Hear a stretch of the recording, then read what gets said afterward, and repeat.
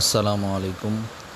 এটা হচ্ছে সিলেট জাফলং একটা চা বাগান। তো এরপরে আমরা চা বাগান ঘুরে এসে এখন আমরা মায়াবী ঝর্ণার দিকে রওনা দিচ্ছি। তো এখানে কিছুটা একটু পরিত ব্যাপার আছে, যেমন বলে 5টা স্পট দেখাবো, কিন্তু আসলে মূলত কিছুই না। ওরা শুধু চা বাগানটায় ঘুরেই নিয়ে আসে, এরপরে আর বাকিটা সবাই হেঁটেই ওই মায়াবী ঝর্ণা এবং গোসল করা এখানেই যেতে হয়। তো আমার মেয়ের এই প্রথম ট্যুর ওর। তো আলহামদুলিল্লাহ সবাই দোয়া করবেন, আর আপনারাও যাবেন ইনশাল্লাহ। এবং ভালো লেগেছে মায়াবী ঝর্ণা এবং আপনার এই গোসল করাটা, দুইটাই ভালো লেগেছে।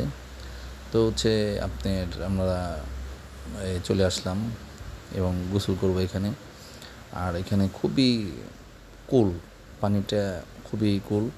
আর হচ্ছে প্রচুর স্রোত, এমন স্রোত যে নিজেকে নিয়ন্ত্রণ করাই কষ্ট হয় এখানে। এবং যেটা দেখতে পাচ্ছেন ওটা ইন্ডিয়া, আর আমরা যেটা আছি এটা হলো বাংলাদেশ। এর মাঝামাঝি ঝর্নার পানি দিয়ে আমরা গোসল করতেছি, সাইম সাঁতার কাটছে। তো ওরও এই প্রথম ট্যুর।